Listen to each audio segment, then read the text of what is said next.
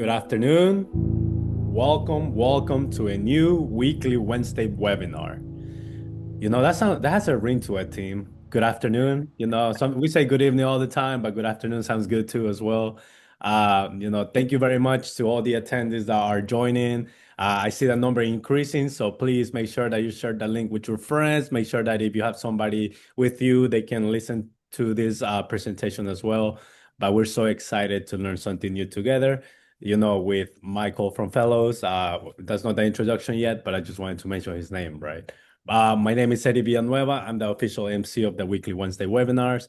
Once again, thank you very much for everybody that's joining us. I see a lot of familiar names on the attendee list. So this is the early afternoon edition of the webinar. So thank you very much for supporting us. And then I did see a special name. I saw her in person today in the office. So shout outs to Madison Love. I'm IRA manager. Thank you very much for joining us. We appreciate your support. And we're so excited to learn something new. Annuities 101. And it's presented like you see on the slideshow by Michael. So we're going to give a couple more minutes for people to join. But thank you very much once again for joining us. And also, we want to remind everybody that, you can ask your questions through the chat, through the Q&A feature. If you feel today like you want to come off mute and, you want to participate, you can do that as well. And Andrea, you being that question expert, reading expert, I should say, what is the commitment for every question every single Wednesday? We will answer each and every single one of your questions. You heard it from Andrea Londono. We're going to answer every question. So please feel free to ask questions related to the topic. We know that we're going to cover a lot of important information. So please make sure that you ask those specific questions that you have. With that being said, Milton, I think I want to take much of, the time of the webinar, even though I would like to talk for the hour, but I'm going to pass it on to our Membership Development Officer, Milton Aguilar Bolanos, with the introductions. Go right ahead, sir. Hi, Eddie. Thank you so much. And again, we want to welcome everyone. Thank you all for coming in and taking time out of your busy schedules and being with us. As Eddie mentioned, another exciting weekly Wednesday webinar, 3 p.m. edition, right? We are excited. We have an amazing topic. I know this is probably one of those topics that I'm going to throw myself in a pool that I'm always curious, what are annuities? And what a better person to come in and talk to us about annuities one-on-one. So we have an amazing and exciting webinar for all of you this afternoon. So sit tight, relax. Hopefully you got a nice afternoon drink and ready to learn about annuities. Before we start, as always, I want to go ahead and introduce our panel. You see a lot of familiar faces. You heard the voice already. I mean, he is the MC of the webinars, Mr. Eddie Villanueva from the marketing department, who is, again, is the MC, and he's going to be assistant with the questions. So, and that's also a great segue to encourage everyone. We love participation. So if at any time you have any questions, feel free to submit those questions using the chat feature or the Q&A. Speaking of Q&A and chat, Andrea Londono, also from the marketing department, is going to be keeping track of all of those questions, along with I've been told that we have a new assistant today for Andrea, Eddie, and that is Carrie Lazard. Carrie from the marketing department, also the content queen, is actually going to be reading the questions at the end of the presentation. So again, we encourage everyone to please submit your questions using the Q&A or the chat feature. And the man of the hour, the person in charge of leading this presentation, none other than our financial advisor from Fellows, and that is Michael Schimmel. So Michael, it's your time, sir. Go ahead, take it on for us. Awesome. Thanks, Milton. Thanks, Eddie, Andrea, Carrie. Happy to be with everybody here today. So today is going to be Annuities 101. So, some people have really strong opinions on annuities. Some people have no idea what they are. They've heard of them, they've had a good experience, a bad experience. So we're going to kind of go through the basics, the nuts and the bolts of them today. Please, if you have questions interim, please put them into the Q&A or the chat box. As I mentioned, those are going to be monitored. We'll answer most of those probably throughout at the end of the presentation tonight. or this afternoon. But again, my name's Michael Schimmel. I'm with Fellows Financial Group. I've been an advisor for 20 some years. We've been partnered with the credit union because they wanted a firm that will really take the members' best interests at hand holistically and be able to provide them all the tools and strategies and tactics that they need to be successful in preparing for retirement. And so that's what's near and dear to our firm. We're located in Northern Virginia. I travel down along the DC metro area, among other areas, to meet with clients as needed. And if you don't want to travel, we always do Teams meetings or Zoom meetings to make that first meeting an easier experience in regards to travel, because we all love the Beltway. So today we're going to talk about annuities. So annuities are generally used for retirement. They don't have to be used for retirement, but they're geared towards using them in retirement. You have to be 59 and a half. So why do people use annuities, right? So annuities help with the market volatility. Inflation impacts retirement plans. Volatility impacts your retirement plans. What else, what else is going on? Well, people are living longer nowadays. When Social Security was created, a while back, the average age of somebody living was in their 70s, high 70s. Now the average age of somebody living is in the 90s, mid 90s. And if you have kids that are young, their expected age is going to be around 99 to 101. So people are living longer. Healthcare continues to evolve and get better and provide solutions. And to meet that need, annuities offer a potential solution. They offer stability and lifetime income.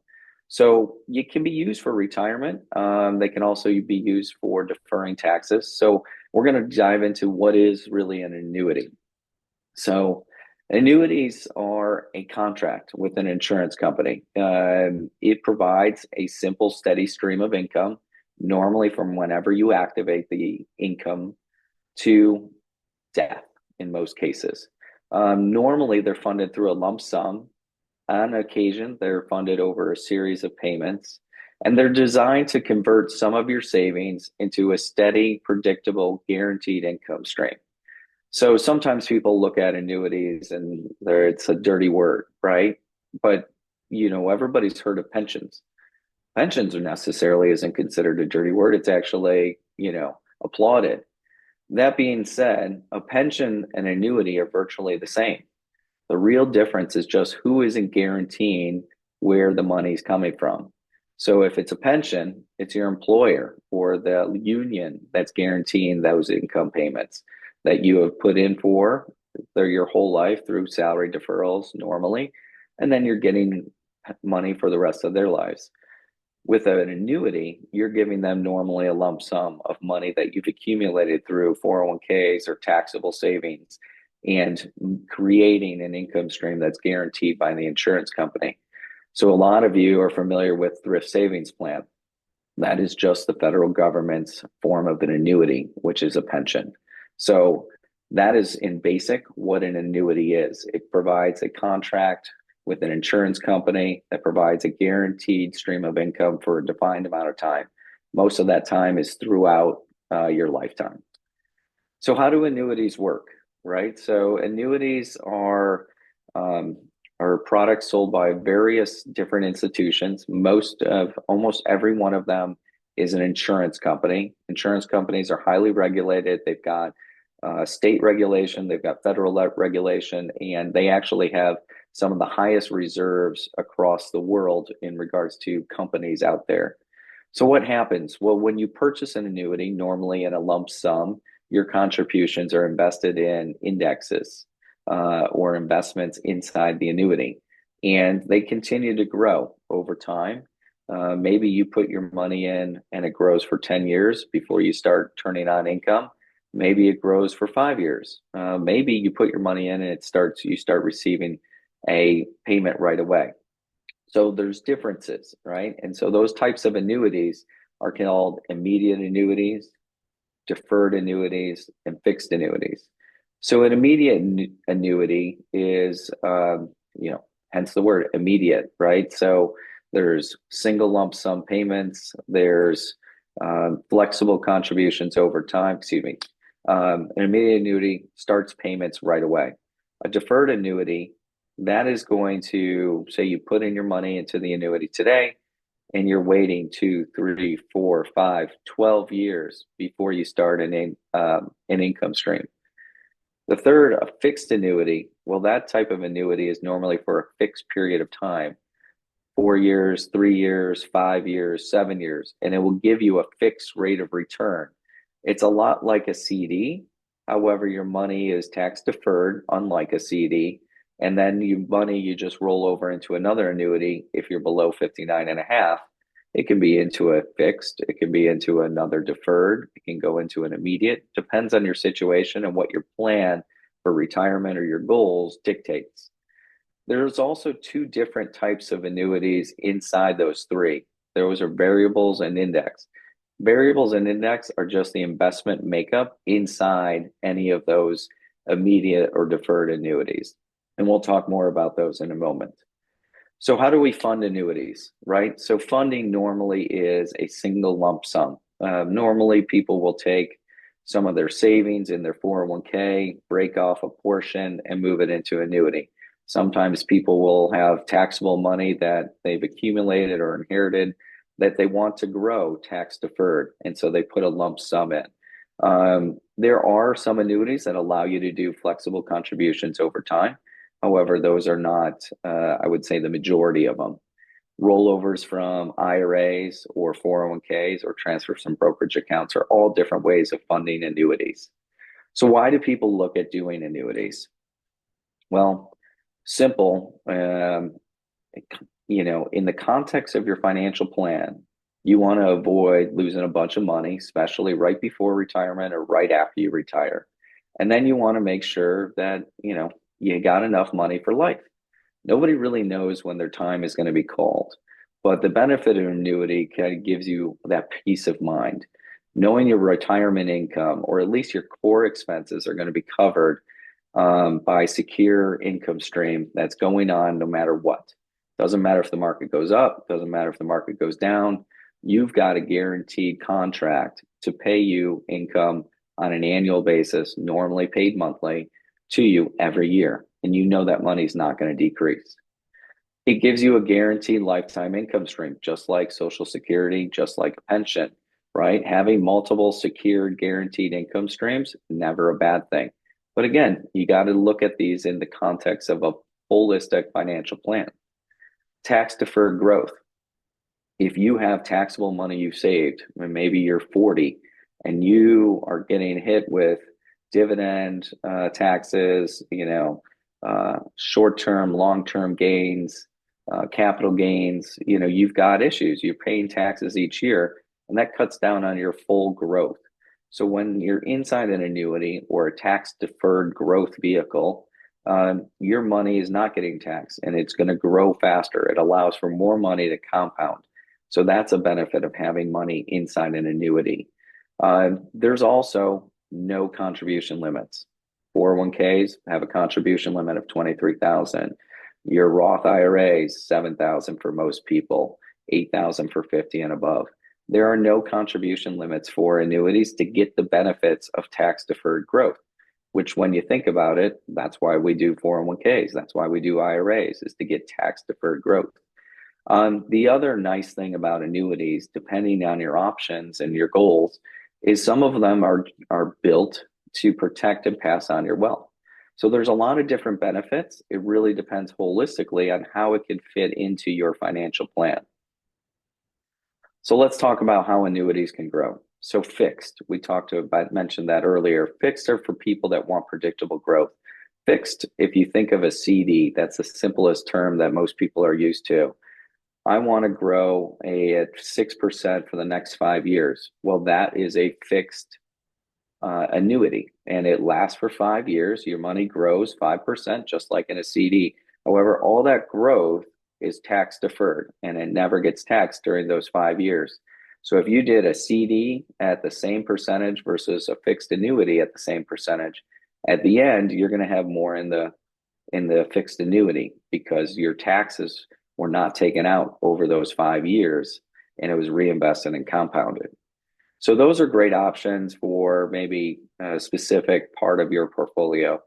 Then you've got indexed annuities, right? So these balance growth potential and downside protection. Any indexed annuity out there has a 0% floor, meaning your investment account inside the index annuity cannot go below zero. It locks in. So if the market goes up 10%, great.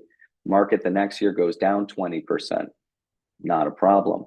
If you're in an investment account, you're minus 10%.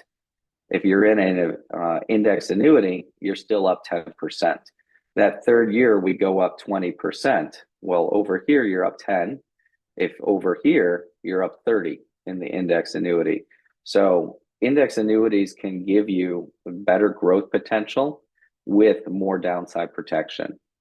If maybe you're looking for growing this, pedal on the gas 100% of the time, there's variable annuities. They offer an opportunity for higher long-term returns with more investment control. However, they don't have that investment floor of a zero, meaning you can have negative years inside a variable annuity.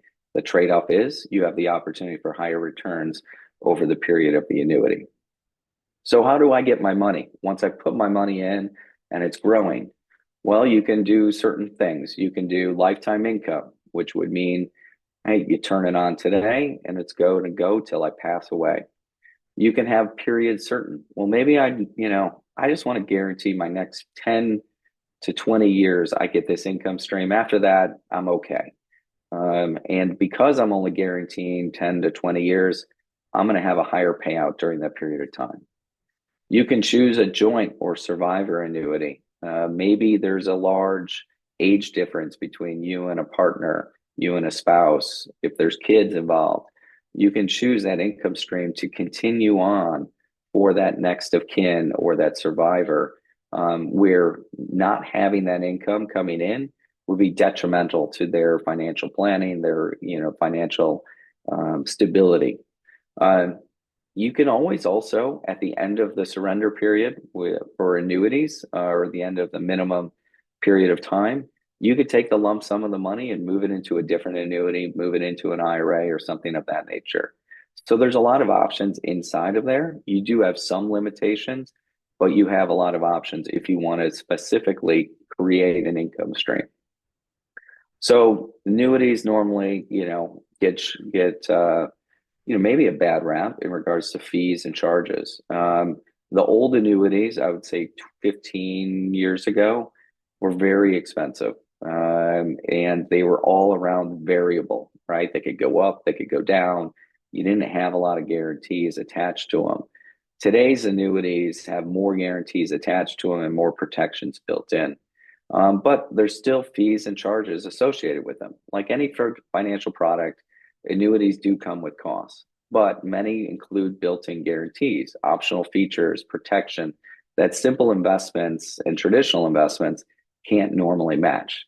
So the value needs to be weighed specifically in relation to your holistic plan of, hey, how can this complement what I'm doing over here? Can this help over here, right? There are surrender fees or maybe an annual maintenance fee. If it's a variable annuity, there could be investment fees or rider costs. However, depending on what you need and how it will fill the gap in your financial plan, the value often outweighs the cost that's out there. So how are these things treated from a tax treatment? We touched on this before, but all your growth inside an annuity is tax deferred. Withdrawals, when they're coming out, the money is taxed as ordinary income. So for most people, you've taken a 401k lump sum or a taxable amount lump sum and you put it in. And then you're going to take either a lump sum out after a period certain, or you're going to take distributions. So maybe some of it was already taxed. Well, you'll only pay taxes on the growth of the annuity as it comes out month over month or year over year. If it was all tax deferred money, say 401k money, IRA money, well, none of that money has been taxed in the first place. And so when it comes out, it will be taxed apportionately. As with 401ks, retirement vehicles, 59.5 is a rule. So you do not want to access annuity assets or put money in to annuities that you need to withdraw from before 59.5. If you're doing that at 50 before 59.5, you get a 10% penalty, which is on top of your normal taxes. So that could be upwards of 30 to 50%, depending on your taxable bracket. It's highly discouraged to be able to do that. And so knowing how this fits into your holistic financial plan is really important. So what risks and considerations should you have, right? So annuities, first off, they're not right for everyone. Many risks can be minimized or managed through the right plan design with your advisor and professional guidance, right? That's why people have financial advisors like myself. They have CPAs, they've got bookkeepers, right? You got to understand how this helps give your plan added diversification and buoyancy in regards to, the risks out there in regards to portfolios and just kind of retirement. You've got longevity, you've got inflation, you've got all these things that are out there that can run factors. So you got to understand the risks. So surrender charges. Is there a withdrawal penalty? Normally, annuities have anywhere from a 3 to a 12-year period. Now, if you want income for life, a 12-year period isn't going to mean much. But if you only want a fixed annuity and it's a 5-year period and you need to exit at 3, well, you want to know what those things are in regards to penalties. Liquidity, right? Because you have these penalties, right? You can only normally get access to about 10% of the balance in your annuity on any given year. Sometimes it's 7, sometimes it's 12. It varies company to company, but you do have limited liquidity that you can get out that is surrender free. No penalties. Some of the annuities, more along the lines of variable annuities, there's additional fees and complexity in regards to the investments. It's always good to run through those with a professional to really fully understand, the investment cost, the mortality cost, the cost for just having the money in there and growing tax deferred. Again, the value normally outweighs the cost, but everybody's got to make that decision and analysis regarding their own financial plan. So what risks are out there, and how do you manage those risks in regards to kind of annuities? Well, do some research. There's people out there that will never say, oh, we endorse an annuity. There's people out there that love annuities because it gives people sense of security, which is a very real security blanket, right? A guaranteed income stream. But do your research, right? Is the insurance company that you're looking to engage an annuity through highly rated by the credit agencies? What type of investments are available there? What diversification in investments can you get inside the annuity? What type of professional advice are you utilizing to make those decisions? Most annuities, I would say about 90%, are only provided through a financial professional. And having that financial professional really understand your whole sense of retirement or pre-retirement picture, that will help you make the right decision in regards to, does this make sense? Am I making the right decision? And then you got to understand your surrender periods. As I said, they could be 3, 5, 7, 12 years. You don't know. But 12 years is a long time and a lot of things change. So how this fits into your overall financial picture is really important to picking the best surrender period, because normally with longer surrender periods, there's added benefits. Your investments can earn a higher rate of return based on, caps or par rates and things of that nature that we're not going to get into today. So when do people look at maybe putting some money into an annuity? When does it make sense? So in pre-retirement, it's, maybe you are maxing out your 401k and you really want to put more money into a tax deferred vehicle. That would be a great opportunity to utilize an annuity. You could also use insurance, but today we're talking about annuities. So annuities is a great way to do it. And it's normally a simpler way to do it. If you're nearing retirement, right? So 5 years before retirement, 5 years after, we kind of call that the danger zone. If you looked at the market in, 2008, right before the crash, you're probably thinking, hey, all-time highs, I'm not going to retire. Well, 2 months later, we are at all-time lows, and it took the market about 4 years to recover. So how do you lock in your future income and reduce this sequence of return risk? That's what we call it, sequence of return risk, of when you're going to retire and where the market's going to be. Because if you take more money when the market's down, the likelihood of recovering is much less. Versus if you take your retirement, you start using the money and the market goes up, your market based assets will live for much longer. The problem is we just don't know where the market's going to go all the time. In retirement, right? Turning some of that savings into lifetime income and then being able to reallocate other assets, maybe into more risk on, so you can accomplish other goals or leave legacies. So let's look at a few examples. So we've got Marcus, 47. He maxes out his retirement accounts, is seeking additional tax-free growth. He's comfortable with market risk, looking for higher returns, looking for long-term income stream down the line. So for him, he's pretty young. He's got over 12 years.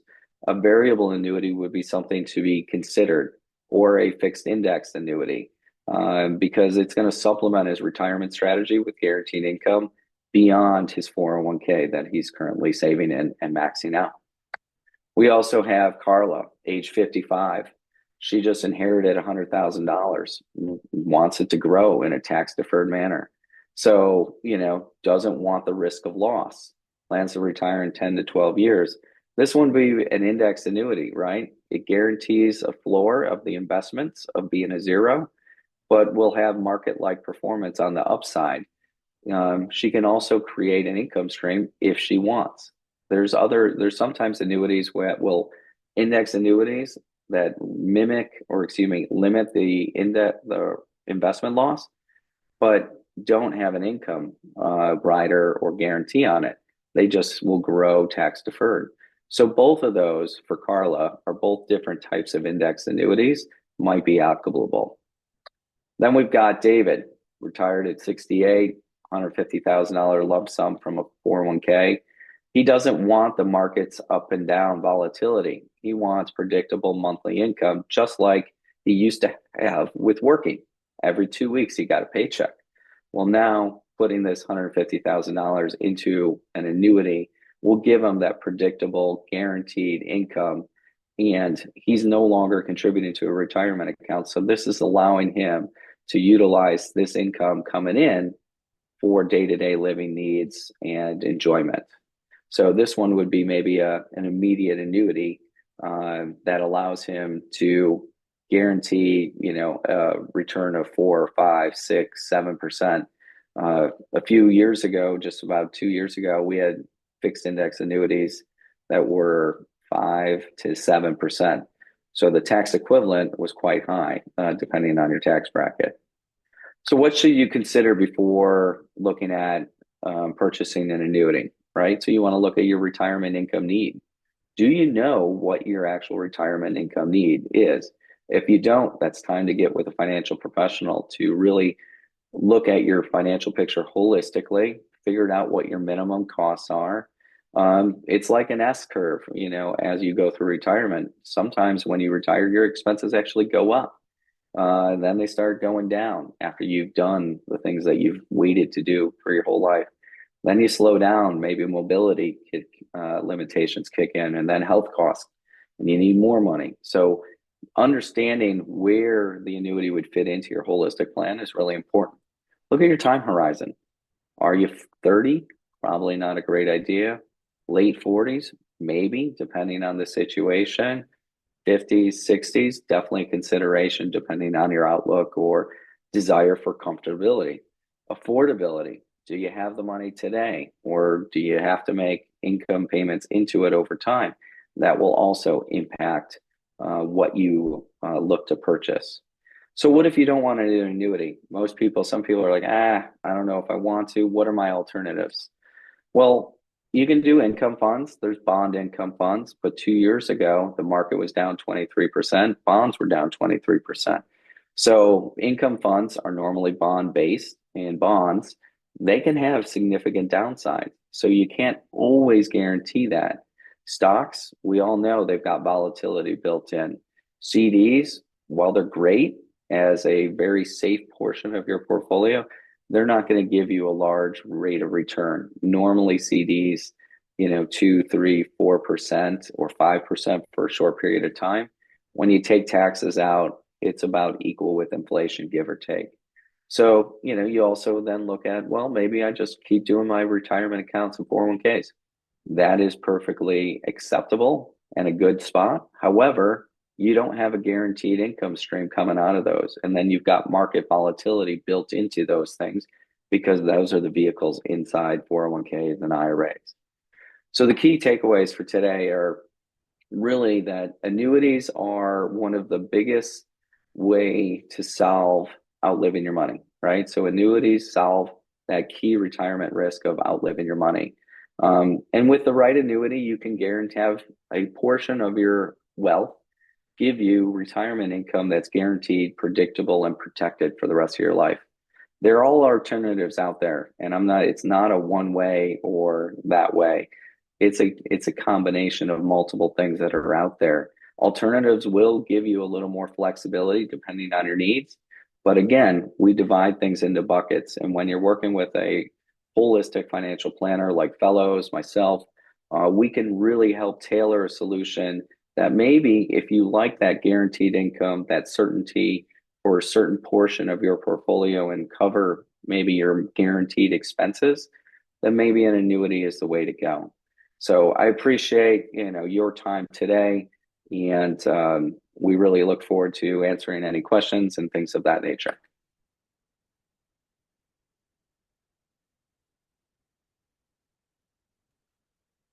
Thank you so much, Michael. That was an outstanding presentation. Boy, I tell you, I myself learned so much about annuities, and again, like as I said at the beginning, it's definitely a topic that oftentimes we get asked here at the credit union, and one thing I want to make clear, and that is that us as employees of the credit union, we actually don't have a license to speak to you about annuities. If anyone wants to know more, obviously that's the reason why we partner with Fellows, and most important with Michael. He is an expert when it comes to this topic. And again, Michael, thank you so much. With that being said, I see some questions are in the chat and also in the Q&A. So I'm going to hand it right over to Ms. Carrie Lazar. So, Carrie. Thank you. And thank you, Michael. I don't know what was wrong with the formatting on that last slide. It converted weird. I apologize. So our first question is, this is usually considered a high commission project, right?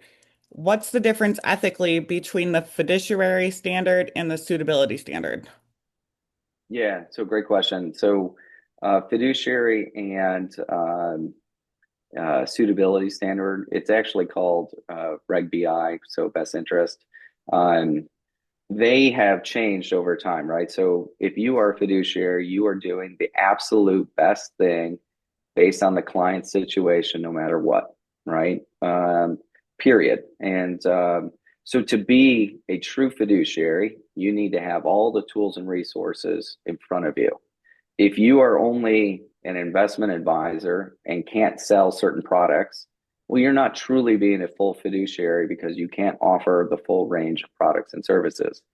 The suitability standard from Reg BI, best interest standard, has morphed over the years and is virtually aligned with the fiduciary standard.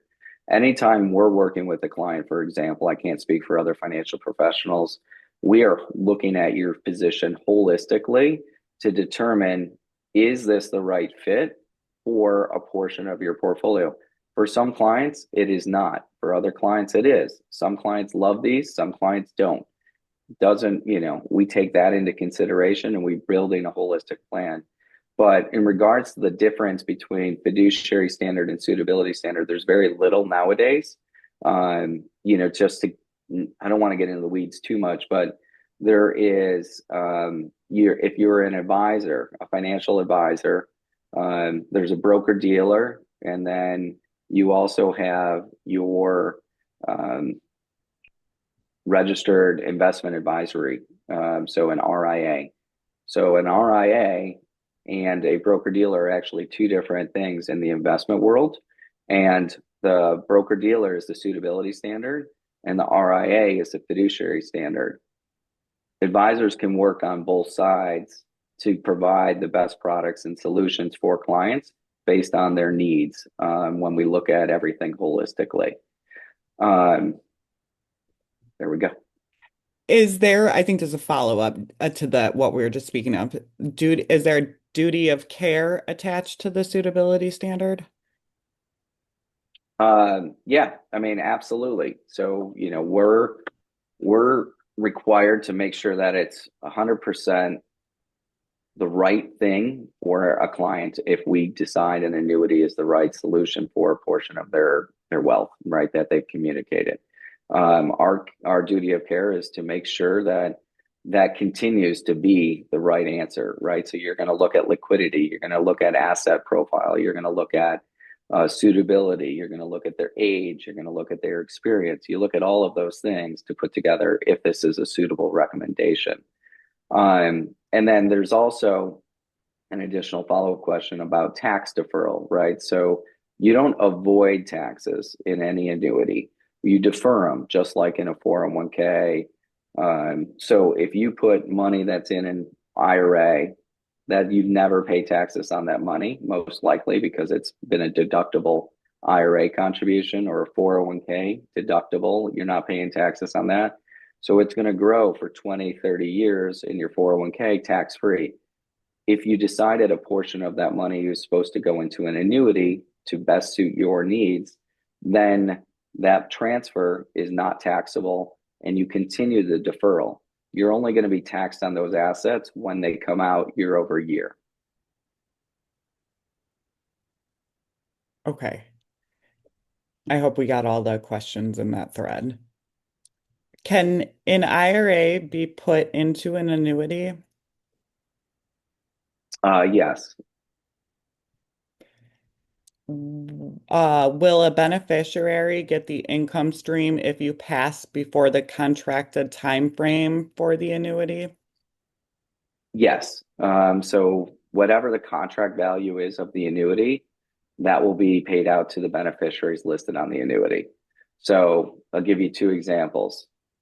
Say somebody puts $100,000 in and they're getting an income stream for 25 years because they started income at 60 and now, they're 85.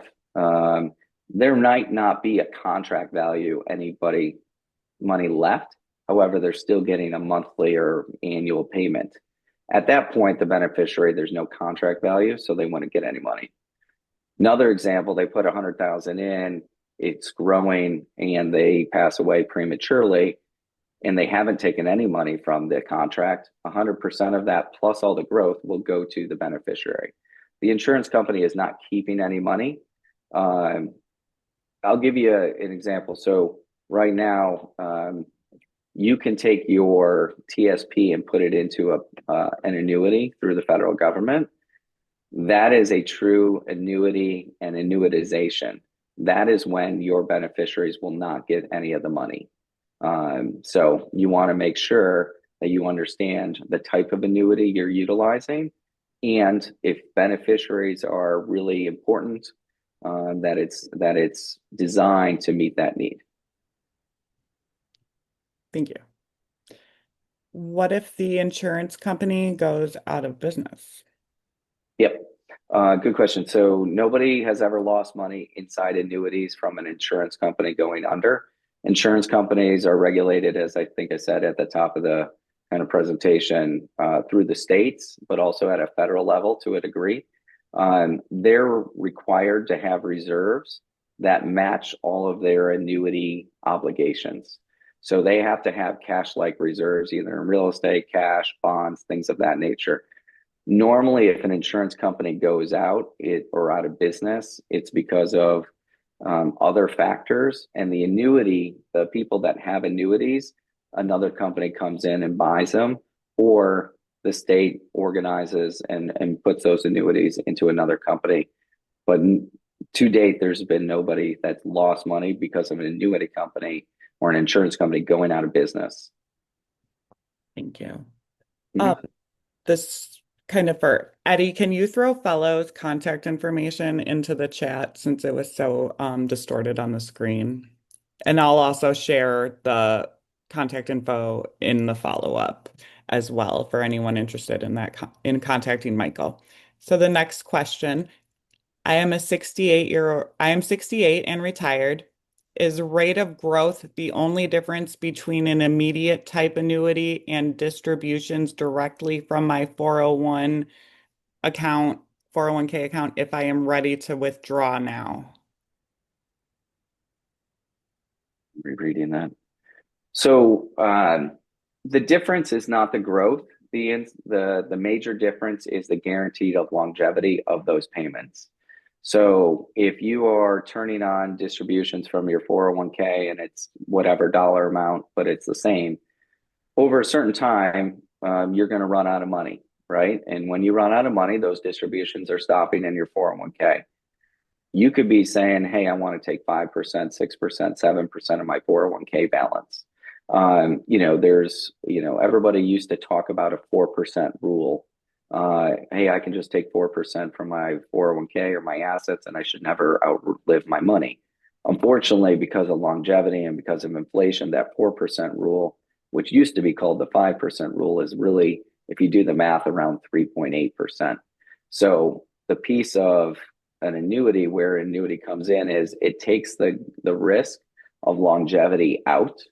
And if you're continuing to take distributions, and we do have a long period of time where there's a down market, those distributions will be shortened significantly because you're taking money during a down market, where the insurance company takes the risk of that going forward. So you're transferring your risk into an annuity company for that. So again, it's not the right product for everyone. It depends on the situation that everybody has individually and their comfort level of, hey, how much money do I want guaranteed? How much money do I want variability with? Thank you. I think you said yes, but can a TSP be put into an annuity? Yes. Yeah, I would always advise, you work with a financial advisor. We can talk and, or another firm, and you really make sure it's rarely the full amount. Really, normally it's a portion, right? What makes sense to cover maybe some of your required costs, your housing costs, your day-to-day living expenses, kind of not your above and beyond expenses that you have throughout the years. Can you please also explain the TSP to annuity conversion again with regard to beneficiaries? Yeah, so it's not used a lot, thankfully, but you do have an option to annuitize your TSP into it's annuitization, which basically means you give up your money to it's MetLife through the that TSP uses, and MetLife is going to give you a income stream for the rest of your life. But if you decide to do that and you died a year later, and depending on your selection, there's no more money to go out to anywhere. So you would have to, if you're annuitizing your TSP, which I do not recommend, you would have to choose specific options. Most people do not do this. I would argue against it in most situations because of the improvements in the annuity space over the last 10 years. There's a lot of good options that are out there that give you more flexibility and upside advantages.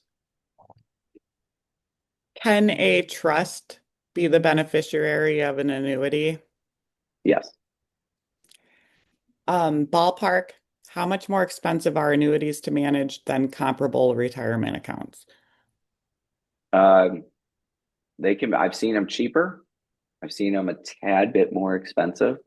Depends. Variable annuities are the most expensive type of annuities because they have the most options for growth and inside the investments.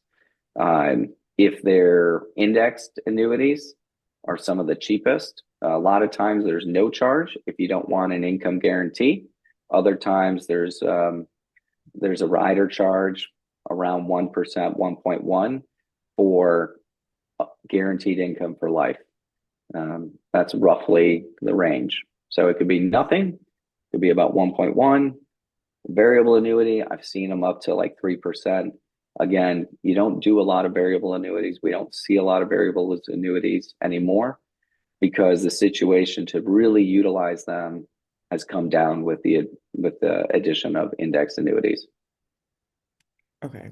I see a good question. Can you explain riders? Sure. So riders are, think of them as benefits. So guaranteed lifetime income benefit, GLIB.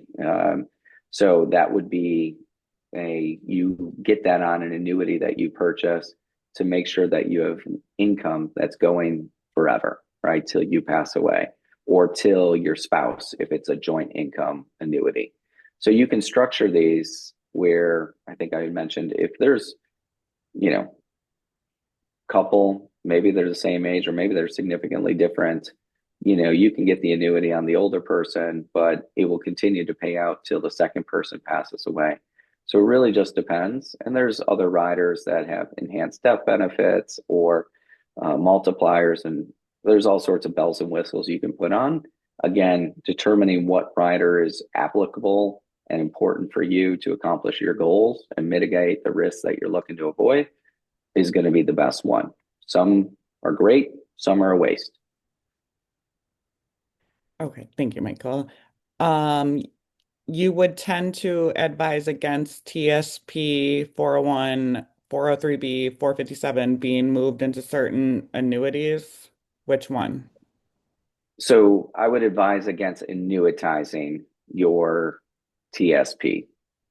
That was the big one. So you do not want to annuitize your money because that then gives the money to the annuity company, the insurance company, and you are only then going to get an income stream. And a lot of times those income streams are only guaranteed for a certain amount of time. So you have more flexibility by moving it into a regular annuity that does not annuitize. And we're kind of getting into the weeds there. I'm happy to have more of a one-on-one conversation.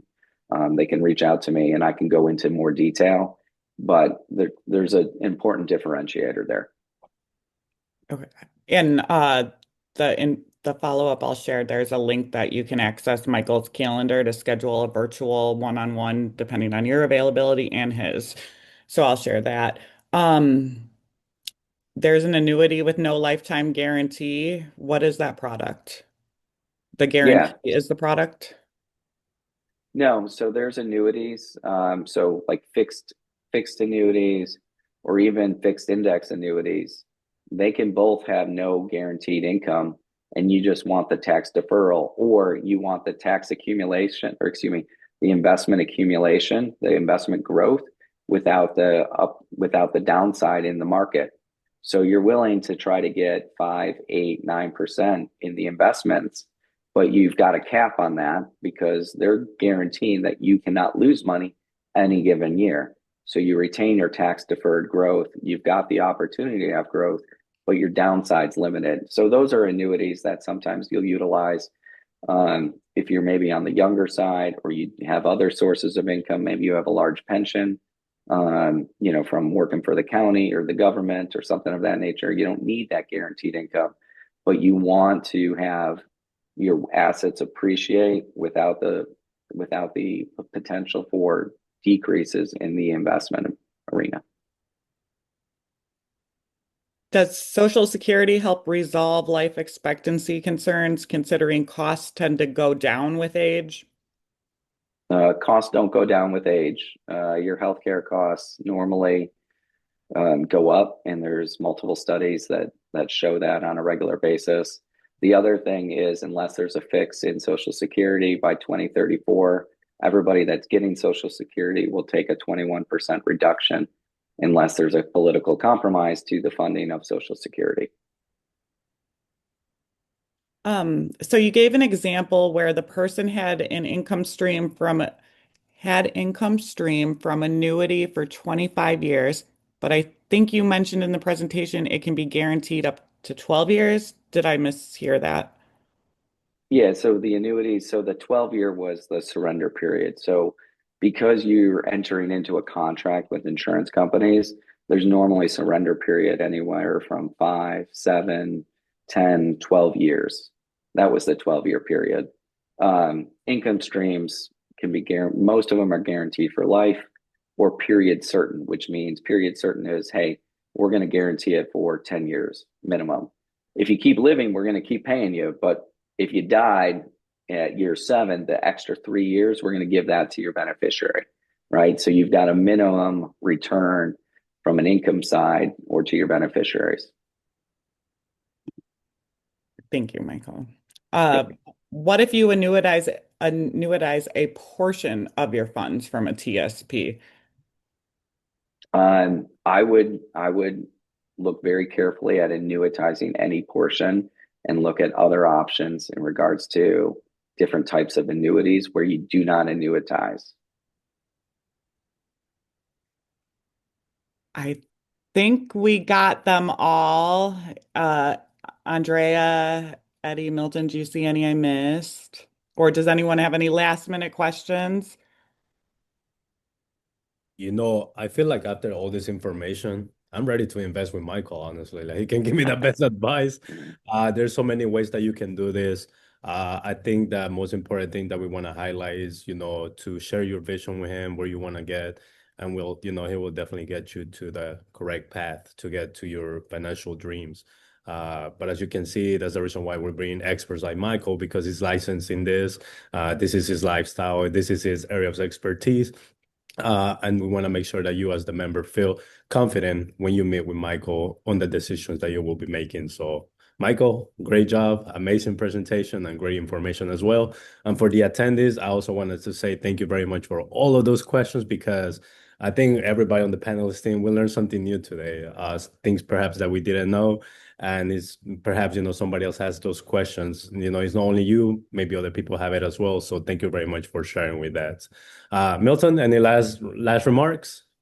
Well, absolutely, Eddie. Again, we just want to thank you, Michael, for taking your time and coming in, and just like as Eddie alluded to, I mean, you just open up your minds to a lot of questions that I had a lot of those questions that were asked. So that is excellent. We appreciate you, Michael. But before we let you go this afternoon, Andrea, do you want to go ahead and invite everyone to the webinar that we have next week? What's in store for next week, Andrea? So next Wednesday at 6 p.m., we will be having our Summer Funding Solutions, Smart Ways to Finance Your Best Season Yet webinar. So please join us, invite everyone you know, share it, because we're gonna have a great time next weekend or next week. Yeah. All right, you're back on questions next week. Absolutely. Well, again, thank you, Andrea. And don't forget, we're back to our 6 p.m. time. And again, we want to thank everyone. We hope everyone has a wonderful Juneteenth holiday, June 19th holiday. Juneteenth, right? Yeah, I'm sorry. Holiday tomorrow. And we'll see you all back again next week. Michael, thank you again so much, sir. We appreciate you. And to the Thank you, panel, everyone. as always, you guys are the best. Let's have a